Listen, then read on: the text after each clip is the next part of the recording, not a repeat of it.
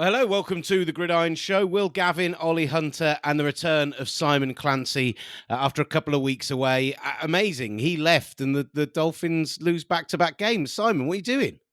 It was my influence, Will, on the Miami Cognoscente that essentially brought them to their knees, ruined the season. Hey, I don't think ruined the season quite yet, but we will get into that over the course of the show today. I mean, Olly's season was ruined a long time ago, so he's good with it anyway.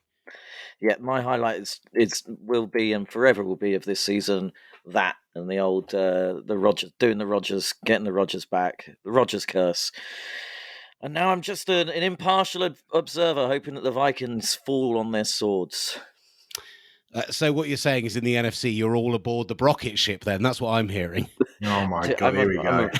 The worm that has turned this season from Trey Lance. Now he's got Brock Purdy. He thinks he's got Tom Brady all of a sudden. It's unbelievable listening to the way he's gone on all season. He's a Madden regen, mate. He's absolutely sensational. He's just, Tom Brady was meant to retire. They needed a new late round pick to come in and be sensational. And here he comes. God, stop it. Stop talking. No wonder I've been away for 2 weeks.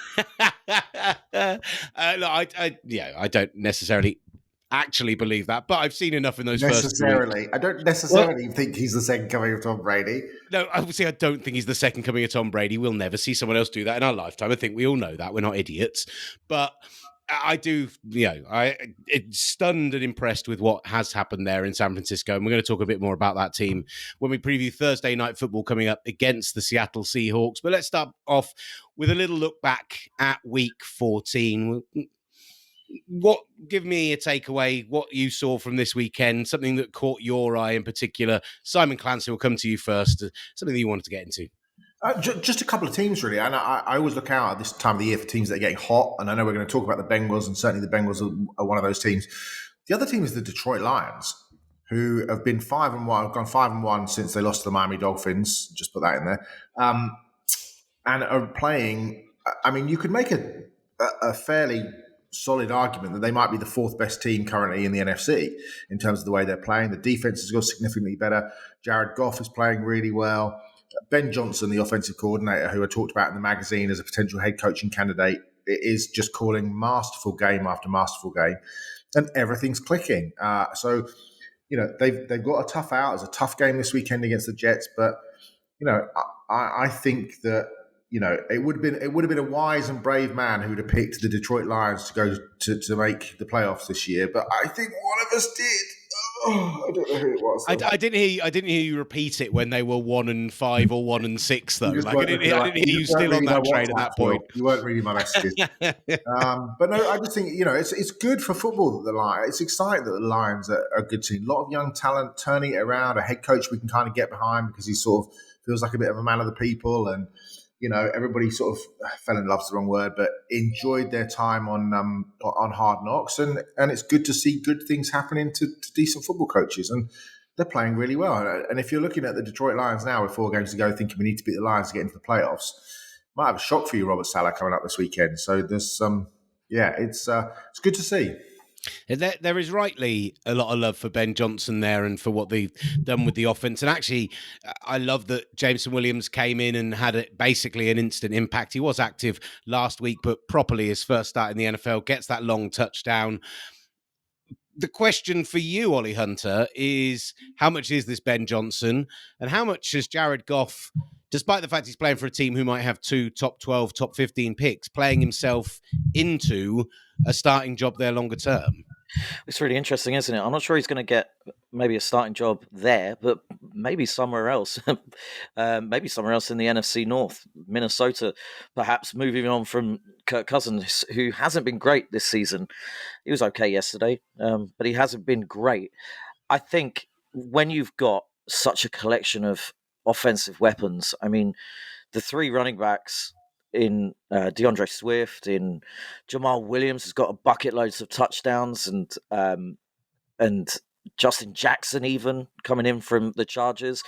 And then the wide receiving group is just ridiculous, isn't it? They haven't even missed TJ Hawkinson leaving for Minnesota, who, by the way, had 2 pretty bad drops when hoping to move the chains for the Vikings yesterday. But you got DJ Chark coming back off of injury. Amon-Ra St. Brown looks great. Josh Reynolds, Jameson Williams. There's others as well. Penny Sewell even as a wide receiver. But when you're doing really interesting things on offense, that can then bleed into defense. The defense has played a little bit better despite having a terrible start to the season. And then on special teams as well, the going for the fake punt in your own 27 at 4-7 in the third quarter is ridiculous. But they did it. It came off 40-something yards. Bosh. I mean, they're such a fun team to watch right now. At the same time, the Vikings, I mean, they played off coverage for almost this entire game, despite them being the worst off coverage team in the NFL by a country mile. If you look at the stats, the defense, we talked a lot about how they were kind of, they were a 10-2, 10-3 team who not a lot of people were particularly high on, despite them winning 10 games this season. And I feel like that defense is really starting to show up the kind of lack of talent on the back end, some of the younger players being exploited. And actually, I'm going to fall a little short of calling the Vikings frauds, but I'm basically saying the Vikings are frauds. I think they are the ultimate sheep in wolves' clothing in the NFL this year. I mean, negative point differential. I just don't think they're a very good team. I don't think their offense is particularly functional. I think they're running the ball very well. They're obviously missing Christian Darrisaw. They're kind of being kept alive because Justin Jefferson's just an absolute freak. Him and Tyreek Hill chasing 2,000 yards receiving. Justin Jefferson had the most low-key 200-plus yard receiving game that I've seen in a long time. So just going back to Jared Goff, it's really interesting, actually, because people talk about how Ben Johnson's maximized Jared Goff's skill set this year. It's a big question for Detroit because if Ben Johnson does leave, are you going to get the Jared Goff that we saw under, Sean McVay? And is it going to be that Jared Goff? Or are you going to continue with the Ben Johnson, Jared Goff? It's a fascinating internal decision, I think, for Brad Holmes and for Dan Campbell because of the draft picks, because of the quarterbacks that are in this class, whether or not they actually do decide to take a quarterback high, especially if Johnson leaves, because you do feel like there's a little bit of a conundrum if he does leave and you're not quite working with the same guy who's helped you max out your talent that clearly Johnson has done with Goff over the last 6-8 weeks. I want to talk about the Philadelphia Eagles. I know that's a team we've talked about a lot this year, but specifically the fact that they put up 48 points this week off the back of 35 and 40-point games prior to that. I think a lot of us had spent the entire year talking about how positive we were about their improvements this year. And the question I kind of want to ask you guys is in a weekend where you've got Josh Allen kind of still struggling with that elbow injury, absolutely getting battered about the field by the Jets. When you got Patrick Mahomes throwing 3 interceptions, admittedly in a win, but still not hugely an impressive performance. And then you got Jalen Hurts putting up an average of 43 points a game the last 3 weeks and throwing just absolute dimes left, right, and center, running another 77 yards for 7 carries with his legs as well this weekend. I think we always talk about that Josh Allen season-on-season improvement and how phenomenal it was and how not many quarterbacks can ever expect to do that. I think Jalen Hurts has done the same, if not more, over the last 12 months. Simon. Yeah. Oh, yeah. Sorry, I thought you were going to go to it. Yeah, absolutely. I mean, I just think the way that they're playing and you look at the units that they have, what they're doing with Hurts, first of all, I think having him behind an offensive line where he's given an inordinate amount of time to play. And that's not a criticism, but I think that just helps him with reads. I think the coaching staff is just doing a phenomenal job. And Nick Sirianni, I think, is now the most winning coach over the first 30 games in Eagles history. But you look at that coaching staff in terms of, Brian Johnson, quarterback coach, will probably be an offensive coordinator and maybe even a head coach. Shane Steichen, head coaching candidate, absolutely. He'll be one of the first cabs off the rank. Jonathan Gannon, the defensive coordinator, absolutely. The job that Tracy Rock has done as a defensive line coach is fantastic. Jeremiah Washburn, the outside linebacker edge guy, will be a defensive coordinator. I mean, just a phenomenal job. And unit-wise, running backs playing brilliantly, quarterback playing superbly, best offensive line in the league, receivers playing brilliantly, tight ends playing really well, defensive line playing brilliant, and Brandon Graham's having a career season, and this is his 13th year in the league. best secondary in the NFL, really strong kicking game. So, everything's clicking for the Eagles at the moment. I just can't see a team in the NFC that will get close to them, especially in the playoffs, especially at home. I just think things would have to go seriously wrong for the Eagles not to make the Super Bowl. I mean, I think Dallas are strong. I think the 49ers are strong, but I just think Philly is just too good in too many facets of the game. I can't see, Ollie, how Jalen Hurts hasn't wormed his way into the favourites for the MVP. Well, played his way into the favourite for the MVP. I think he's responsible already for... I had the exact stats in front of me and now I've lost it. But between his passing touchdowns and his rushing touchdowns, he's been responsible for 32 touchdowns total already this season, had just the 6 turnovers. And he is, as much as AJ Brown's brilliant and Devon Smith's brilliant and the running game's working and the line's working, it goes through him and how good he is under pressure. A couple of the throws with pressure right in his face this weekend were just ridiculous. The game slowed down for him massively, hasn't it? Over the last year, we saw it with Josh Allen from one year to the next, that the game slowed down, and then we saw what kind of player Josh Allen is.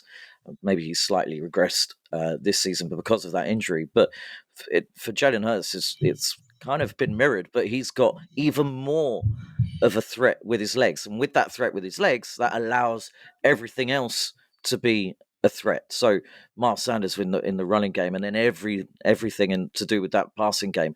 And he can make the throws. I think Patrick Mahomes had 3 interceptions this weekend. So the way that Hurts is playing, is it 5 takeaways and that's it all season? It's ridiculous. You have to say that it's definitely a two horse race for that MVP. And yeah, I reckon that Hurts is moving ahead. Yeah, I think he's the most. I think he's the MVP as we stand now. Dan Orlovsky called him the most improved passer he's ever seen in his entire life, and I don't think that's wrong. I think the Eagles are due an awful lot of credit as well for the position that they've put him in to help him succeed. And I think it should be the blueprint moving forwards for what teams do with young quarterbacks, because I think Nick Sirianni doesn't get an awful lot of credit actually, and I think he should, because I think he's been absolutely seminal in terms of helping to turn around his career. The guy seems like a great guy off the field in terms of Hurts. He's been delivering with his arm, but then his ability to escape the pocket, to see and feel pressure, and then use his legs to pick up chunk yards just makes him, almost impossible to cover. Oh, and then you've got, Quez Watkins and AJ Brown and Smith and Miles Sanders and all those weapons. I just think they are just absolutely perfectly positioned to be the NFC representative in Arizona. Until they trip over against Brock Purdy in the last weekend of January, of course. I do it now just to upset Simon. It really doesn't upset me, Will, at all. His little face. I do exactly the same, mate. Ollie Hunter, before we get on to the aforementioned Burrow conversation, anything you wanted to pick out from this weekend? Yeah, I think when you look at some of the scores and some of the big teams, the teams that you think are going to be there or thereabouts, like Kansas City, Baltimore, if they can catch a break with their quarterback situation, but the Bills with Dallas as well, all 3 of those teams struggled against other teams that they expect to win against. So KC going up big against Denver and then allowing Russell Wilson of all people, and that offense, Nathaniel Hackett's offense, to come back at them. Did you see Russell's concussion? The way he went down on the side of his head, nasty. Jeez, that looked horrible. That looks really nasty. But they're doing enough to get over a little. I mean, does Patrick Mahomes have any kind of slump ever? But they're doing enough to get over a little slump. Dallas Cowboys the same. They should have been beaten in that Houston game. They should have absolutely lost to one of the worst football teams I think I've ever seen put on a season, and they were not just beaten, but beaten well for a lot of that game. I was genuinely sad when Houston didn't win that game of football. So was I, because they had a lot of spunk, for a better word, the Texans, for something that we haven't really seen throughout the whole season. And in this Texas derby, they really showed up. To have first and goal though inside the, after the interception and not salt the game away and then lose, that was just, and that's the sort of thing where if you're ownership of the Texans, you would look at everything that happened up to that point and think, you know what, this team hasn't given up for Lovie Smith. They're still playing hard for him. And then the last, whatever it was, 2.5 minutes of the game would almost certainly just make you think, hey, we just can't do this again. We've just got to. I mean, I don't know what the answer is in Houston, and I'm certain the answer isn't keep flipping from coach to coach to coach to coach to coach. But that was about as bad as it gets. Right, we are going to turn our attention forward to some stonking games in the upcoming week to continue the conversation. The only other team I'd mention as being a team, as Olly put it, with spunk, is a mention for the Carolina Panthers, who are within a game now of the top of the division and having gone 4-4 under Steve Wilkes in pretty impressive fashion, doing it whilst trading away some of their best players. 3 of their remaining 4 games with the Steelers, Bucs, and Saints, and they definitely can win the NFC South from here. One of the only teams to have ever won a division with a losing record, of course, previously, Carolina. And I just think Steve Wilkes has probably played himself into that job next year. But one of the reasons that they're in that situation is that the Tampa Bay Buccaneers just can't get out of their own way, hammered by the 49ers this past weekend. And this weekend coming, they're going up against the properly resurgent Cincinnati Bengals and Joe Burrow, who, as a collective, we have to hold our hands up and say going into the season, we didn't believe in this coaching staff. We didn't believe in this team. We didn't believe in this offensive line. We kind of forgot that if there is another player that's in the MVP conversation beyond Hurts and Mahomes, based on the performances he's put up in this kind of 7 wins in 8 streak, it's Joe Burrow. He's been unbelievable, Simon. I disagree with your analysis there about us not thinking. I mean, I think we all thought they were going to be good. I just think that we just thought the Ravens would be the team that won the division. I don't think that was any knock on the Bengals. I think there was an element to it as well, as we didn't believe that the Ravens' injury luck that's been so poor for 4 years could still be that bad this year, and it's still been that bad again this year. Yeah, absolutely. But then, you look at how the Bengals have got to finish the season. Buccaneers, Patriots, Bills, Ravens, is a pretty tough out in terms of, whereas you look at, the Ravens schedule, which is Browns, Falcons, Steelers, Bengals. You would say that as good as the Bengals have been, and they have been, you'd still favour the Ravens to win the division. I mean, I always look for teams at this time of the year, and I mentioned about Detroit, but the team that's starting to get hot around this time of the year, and that's absolutely the Bengals. They're playing brilliant football. Joe Burrow is just an elite quarterback already. I think the most important thing is the offensive line has finally started to gel together. He's not getting sacked nearly as much. I think there's now 897 consecutive snaps where the same 5 guys have played up front.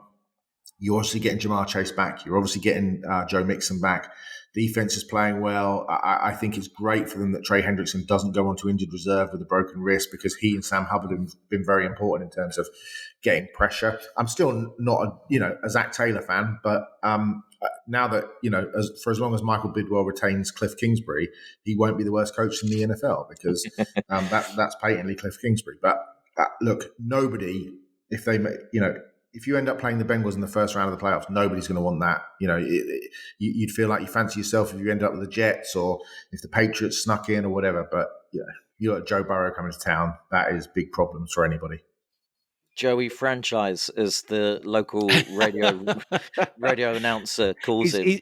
What's worse, Joey Franchise or Matty Ice? Or Matty Ice is pretty bad. I hate Danny Dimes as well. Danny Dimes. That's the worst. That makes me feel sick. I was going to say, what about the Chiefs announcer who calls Patrick Mahomes Batman?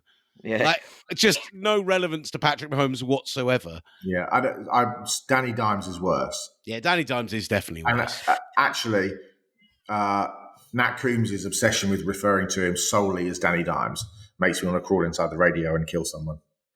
I hope him and not me. I'm just going to put that out there. Wouldn't be you, really. Just making sure. Just want to make sure. It's definitely Ollie Thornton. That's what. As much as you are right about everything you said there, and look, I think it was really impressive this weekend after they took a while to get going on offense, after they end up losing their second and third wide receivers, who, as we know, as a trio, are so good, both to injury early on in this game. And they've got Trenton Irwin and Trent Taylor that they're throwing passes to. All of that is incredibly impressive.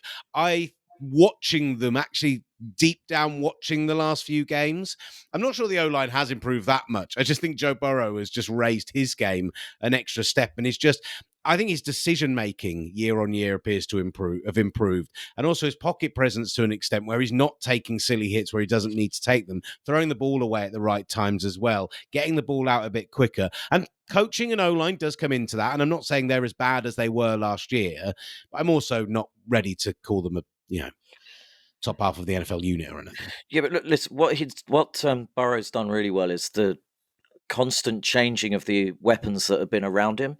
So Jamar Chase had a period out injured over the course of the season. He's just come back and he ends up getting targeted 15 times, catching it 11 times for over 100 yards. But that's because T. Higgins has now gone out. Tyler Boyd picked up an injury. Joe Mixon's had time away.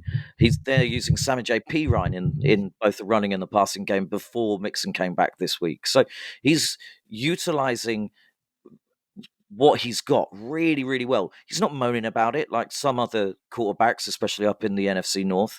So I've been really impressed with the way that he has got on with it. He's not moaned about getting smacked too many times, not moaned about not having all of his weapons all the time, and he's coped with it, and he's coming out the other side. It's really impressive. On the other side of the ball this weekend, Tom Brady, back-to-back performances where it's looked rough for him. And I have to say, for Tom Brady, for a guy who's not always been the most likable man in the NFL, is considered one of the most ludicrously competitive human beings, and that's why he's been so successful. I'm enjoying that he's kind of on this retirement tour. And I don't know if anyone saw the kind of post-game stuff from the 49ers, but he took like a good 10, 15 minutes walking around, talking to different players, chatting to Brock Purdy, chatting to George Kittle, chatting to some of the offensive and defensive linemen, and kind of like going and talking to them about their games and congratulating them, and, like taking photos with them and signing a ball for them and stuff. Dre Greenlaw intercepted him. Dre Greenlaw took the ball that he picked off of Tom Brady to Tom Brady and got Tom Brady to sign it. And Tom Brady was quite nice about it. Maybe he has lost his edge a little bit, and maybe that's why he's not necessarily playing at the highest level he has been. And it's a very good defense for him to have to go up against, that 49ers defense. But there were just 2 or 3 throws that were really off on Sunday. As much as the 49ers defense didn't give him a lot, the accuracy, like we were talking about on WhatsApp, Simon, like there has been a noticeable tail off this year. Yeah, I think, mate, he's 45 years old. I mean, it's he's allowed a tail off. He's playing like 10 years beyond where most people are good. It's not a shock. It's like I suppose it's me because I'm the closest to his age, but it's like rocking up at 5-a-side and thinking, or 6-a-side or whatever, and thinking the brain still knows what to do, but the body just won't allow you to do it. Do you know what I mean? And that's, and I think there's got to be an element of that, no matter how in shape you are, no matter how much of Alex Guerrero you choose to ingest in your personal life. But I don't think he's being helped. He's not being helped by the run game. He's not been helped by the offensive line, which is an absolute car crash. And, certainly Donovan Smith at left tackle is having a horrific season. Doesn't help with the injuries that they had up front, the retirement of Ali Marpet. The receivers aren't really helping. Julio Jones is, he's like AJ Green, watching AJ Green last night. They're just shadows of the former self. You just think, lads, you're just mailing it in now. You just, Mike Evans has had an up and down season. Chris Godwin has never really looked healthy. It feels like K. Dotton is his sort of most reliable target. To me, people talking about what would he do next season? Where would he go? Would he go to the Jets? Would he go to the 49ers? Will he just like, I feel like he should just can it. It's not affecting his legacy, but, I have mixed feelings about players going up, and I saw Juwan Jennings going up and asking if he could sign his game shirt, and I don't know, that's kind of cool. It's like watching, I don't know if you saw it, but what was the game in the World Cup? Australia players, after they lost in the round of 16 to Argentina, just queuing up in the tunnel up to get their photo taken with Messi.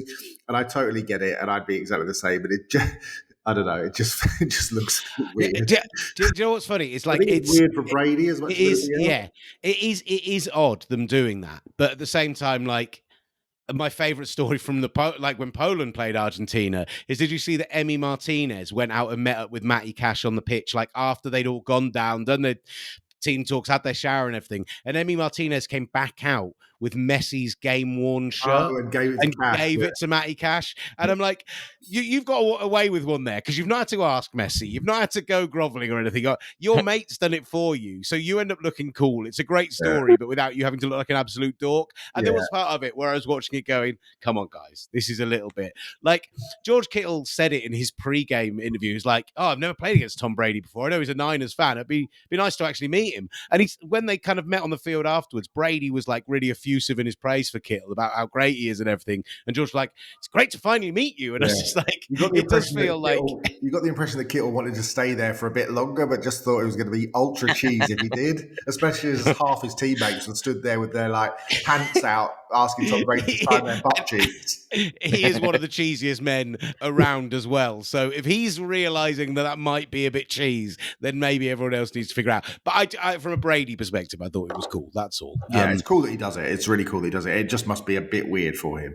Yeah, I imagine that the colleagues and opponents and I don't know. That's I think we've probably all fancied Burrow to beat Brady this weekend. What about Saturday night where, I mean, I think rightly so, frustration from Simon Clancy about the fact that this game gets moved from Sunday to Saturday at such short notice, particularly having to travel all the way up to Buffalo, which is your longest kind of divisional journey. But it's not coming off the back of those two tough losses on the West Coast on top of that. How are you kind of feeling Dolphins-wise right now going into Dolphins-Bills this weekend? It's difficult. And to your first point, obviously landing back in Miami at 8 o'clock on Monday morning, knowing that we've then got to fly to Buffalo on Friday night, so you've essentially got 3.5 days to put a game plan together for your biggest game of the season is hard, especially when it could have been flexed into the Sunday night window for what is essentially an AFC East defining game. The Dolphins win. They're back in it with 3 games to go in terms of winning the division. Realistically, the NFC East, the Eagles are going to win that division. So the Cowboys and Giants are already playing for second place, which is the game that got flexed in. In terms of the Dolphins, look, it does feel a little bit like teams are... This is what happens when new head coaches. Teams have figured out Mike McDaniel a little bit. And I think the way that I was most disappointed on Sunday night was that what the 49ers did with the Dolphins defensively was that they dropped their very athletic linebackers, Dre Greenlaw, Al Shahir, and Fred Warner, into that sort of 18 to 22-yard area where Tua has absolutely thrived all season, forcing him to try and force the ball into that area, which was unsuccessful. Now, I would have thought that Mike McDaniel looks at that and thinks, well, Chargers have got very athletic linebackers, Drew Tranquill, Kenneth Murray. They're probably going to do exactly the same. They're not going to drop them 10 yards. They're going to ask them to go back another 5 or 6.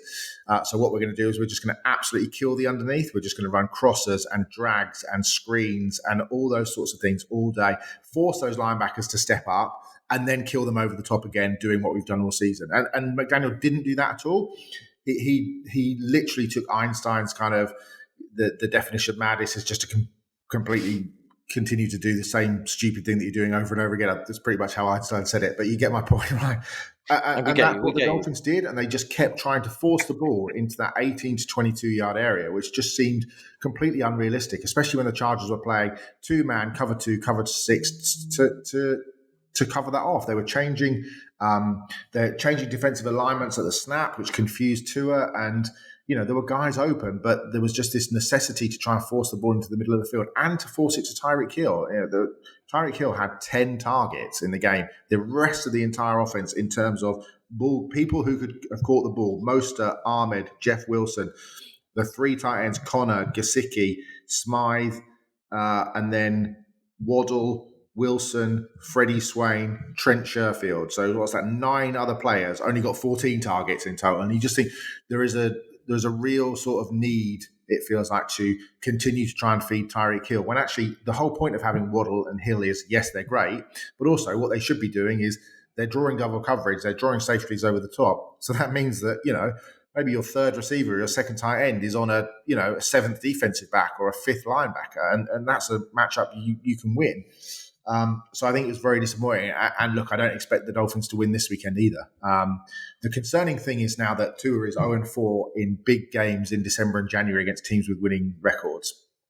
And it's great to be 8-3 or 8-5 at this point. But if you're 8-3 going into the final 6 games and you lose the other 6 games, then congratulations on winning the autumn Super Bowl, but you're not getting the playoffs. And I think that's a concern. You are looking for a guy who's had a great season, but you're looking for a guy to put the team on his shoulders at this point. And my concern with him against Buffalo 2 years ago, where he went in and threw 3 picks and was dreadful. My concern against Tennessee last year when he had a chance to win the game and you're in the playoffs, they lost 34-3 and he was absolutely awful. And then these 2 games on the West Coast is that he's played small. And what you need for him is to play like a giant. And he's not shown that he can do that in critical December, January games. And that's what the alphas of the league are doing. The Mahomeses, the Allens, the Burrows, the Herberts, these guys, that's what they're doing. And he hasn't consistently shown that he can do that. And that would be a concern for me because you're starting to now find some of those question marks that were at the start of the season are just beginning to filter back in. Massive game on Sunday, massive game on Christmas night at home against the Packers, and then 2 huge in-division games against the Patriots on the road and the Jets at home. And I think, for a team that was 8-3, and if we'd have beaten the 49ers, we would be the 1 seed in the AFC, to all of a sudden think, if we lose on Sunday and the Chargers and the Jets win, the Dolphins are out the playoffs as it stands with 3 games to go, and that's massive. We saw in the game against the 49ers where Mike McDaniel was saying to Tua and some of the other guys in the offense, "It's on me." You could lip read it. It's on me. It's on me. I think what he might have said is up, but well, yeah, exactly. Did he do that again against the Chargers? What did he say, Simon, about not going away from that game plan? Yeah, and we're not running the ball. We're not. It's very strange. It's almost like he's become so arrogant to the fact that I'm just going to stick with my game plan as it is, Ollie, and he's just like not doing it. Yeah. And I love McDaniel, and Will knows I love McDaniel, but he's got to prove now that he's more than a great interview, that he's more than a great soundbite guy, and that he's more than a guy that can do half a season of great offense. Now he's got to pivot, Ollie, and I think that's the critical thing. Yeah, and you'd hope from a Dolphins point of view that 2 losses out in the West will do that, but he didn't go away from that game plan. It screams of a lack of inexperience for me, and hopefully he's gained that experience now from a Dolphins point of view. But I worry for Tua up against that Bills defense. Did you see the way that they handled Mike White and broke him, literally broke him? Matt Milano coming off of delayed blitzes, not getting touched, and maybe that's something more on the Jets offensive line. But that Dolphins offensive line's got to protect Tua, and if he doesn't, ooh. It was fascinating to see that Bills defense stand up and be counted with Von Miller confirmed out for the rest of the season. Thought Gregory Rousseau was excellent. AJ Epinesa was excellent this weekend. They had 7 separate players on the Bills defense generate at least 3 pressures this weekend. Those are silly numbers. And so, I understand the Dolphins offensive line is getting healthier and going back in that direction, but yeah, I still have some faith in them. I know that the last 2 weeks has been a kind of tough run for them, but I still believe in Mike McDaniel. I still believe in Tua. I still believe in the offensive weapons. I still think there is enough there, but it's now time to stand up and prove themselves, like Clancy said. Yeah, I still believe, Ollie. Will, I just think that you said it perfectly. You got 4 games now, and if you go 3 in one of those games, then all bets are off getting into the playoffs, because nobody's going to want to meet the Dolphins in the playoffs. But to not make the playoffs from the position they were in would be catastrophic. Right, let's turn our attention to the last game that we've got down on our slate to discuss. That is this Thursday night, the NFC West battle between the Niners and the Seahawks. After the Seahawks lost to the Panthers this weekend, the Niners dealt with the Tampa Bay Buccaneers. The 49ers can now win the NFC West with a victory up in Seattle this weekend. And okay, I was having my fun with Brock Purdy prior to this and his performances over the kind of game and 3 quarters that he's come in and quarterbacked. But to have your first road game be against a divisional rival who, for the most part in the last decade plus, have had your number in the loudest stadium in the NFL is going to be a bit of a baptism of fire for him. The reasons that I am positive right now is firstly just Brock Purdy's maturity and poise and all those things we've talked about positively previously have really impressed me. And so I hope that the occasion won't prove too big for him, and what he's done so far has shown that he has that in his locker. It's just, it might be that kind of step too far early doors. But Seattle can be run on. Like they played against a Bucs team in Munich who were averaging 60 yards per game on the ground, which was, I think, 25 yards behind the team who was sat in 30th in the league. Like, it's absolutely dreadful. And they ran for nearly 180 yards on them. And they're not the only team who've run on the Seahawks this season. Kind of game after game, we saw a combination of both the run and the pass this weekend, but Carolina knew when they needed to lean on the run game, they could. The Raiders ran all over them. The Rams, even in that loss, managed to run all over them, and they've been a terrible running team this season as well. And I can absolutely imagine kind of Jordan Mason, Christian McCaffrey just getting the ball time and time and time again, and them just trying to run it down Seattle's throat and kill this game that way. If you look at the Seahawks wins this year, they're not really anything special. I know they're a 7-6 team, but they beat the Broncos week 1. Broncos, we know, are dreadful. They beat the Lions in week 4. And that was just that crazy 48-45 game when it was just slinging it back and forth. They've beaten the Cardinals. We know how we feel about Cliff Kingsbury. They've beaten the Chargers mid-season when the Chargers, I think Justin Herbert was dealing with injuries. They beat the Giants, so the Giants off the back of their long winning run. That's not a great victory. They beat the Cardinals again. And they've beaten the Rams who just had Wolford in. So they're not beating good teams, and they're losing to worse teams. So I think I can only really see a 49ers victory here because they're the better team with the worst quarterback out of the two, but just all around, like offensively, defensively, the defense is ridiculous, and special teams as well. I worry for the Seahawks here, despite having the loudest stadium in the NFL. Bore off. I think it's a fascinating game, actually. And I think there'll be a reaction from Seattle.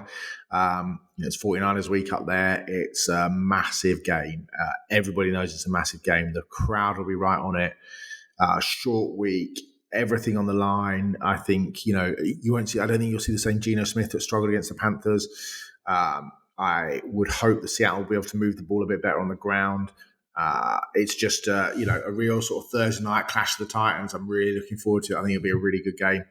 My one concern about Brock Purdy is that you tend to get young guys who, will start really, really well. And then there will be a game that he struggles in. On the road in Seattle, loud, loudest stadium in the league pretty much, along with Kansas City. It's going to be an experience that, he won't have yet. Big games at Iowa State, certainly, and big noise on the road and that sort of thing. But this is, 2 wins at home. This is going to be a different experience. And I think it will be a very tight, very close, very interesting game. And I think, I realistically think whoever runs the ball better will end up winning the game. I think there will be some big plays in the passing game. But, I'm excited about it. And we've got to remember as well, as much as they have given up, it's over 200 yards on the ground per game the last 4 games. Seattle, after it was 233 against the Panthers, I didn't even realize it was that high. That's mad. But they do have those 2 very good rookie corners who've been excellent this year, Tariq Woolen and Kobe Bryant. Ryan Neal went out of the game quite early this past weekend. I think that hurt them quite badly, but he's expected to be back for Thursday. And the 49ers came out of their game this weekend, not just with the Deebo Samuel injury, which thankfully it's, they're talking about it being an ankle sprain and an MCL sprain, but expect him back during the regular season, not even waiting until the playoffs. But they lost 3 or 4 more players on top of that out to injury during that game. And just everything you said, short week, traveling up the coast, divisional game, like those are the games where something weird can happen anyway, without the fact that I already think it's a bit of a 50-50 game without something weird happening. So I don't have hugely high expectations, but off the back of kind of 6 in a row and putting themselves in a position to win the division when they had a losing record back in October, I can't really complain about where they are right now. I'm fascinated for it. I'm going to be doing it live on the radio, which means I can't drink at the work Christmas party. But that's probably for the best, because I could have got into if I drunk at the work Christmas party, gone home and watched this game at 1:15 in the morning, I'd just say if I would have woken up to check my own Twitter the following morning because it could have got dark on there. I tell you what, boys, I love this rivalry. I think it's one of the best in the NFL. The teams, there's proper animosity. There's a real rivalry between the cities. I know there's the state of Oregon in between Washington and California, but there's a big rivalry between the states as well. It's a great rivalry, and you're right. It will be rocking up there, and also it's one of those games where form does kind of go out of the window when you've got those two teams going at each other because they just really want to beat each other. It's a great game to have in prime time on a Thursday night. Love it. And for the most part, the Seattle have absolutely had San Francisco's number, particularly over the Russell Wilson years. But I was lucky enough to be there in 2019, where on the final week of the season, the 49ers sealed the division with that half-yard line tackle against the Seahawks, where actually they fumbled the ball and turned it over as well. Dre Greenlaw, as a rookie, making kind of the first real significant play of a career, which turned out to be very good over the next 3 or 4 years beyond that. And that was one of the great moments of going to watch sport of my lifetime, and everything about that night, the atmosphere, the game itself. And so I think it's going to be a cracker. I'm really looking forward to it. Boys, any final thoughts before we wrap this one up? I just want to pay tribute to Mike Leach, who died today, the great college football head coach, a completely unique individual, a complete one-off. Fantastic guy. Go back and look what he did at Texas Tech, and nothing more famous than when he beat the number one ranked Texas Longhorns with that touchdown at the end to Michael Crabtree. Did a fantastic job up at Washington with Gardner Minshew, and then was making waves in the SEC with Mississippi State as well. So 61 years old, one of a man who changed football, completely changed football. And I think just very sad that Mike Leach has passed. Well said, mate. Well said.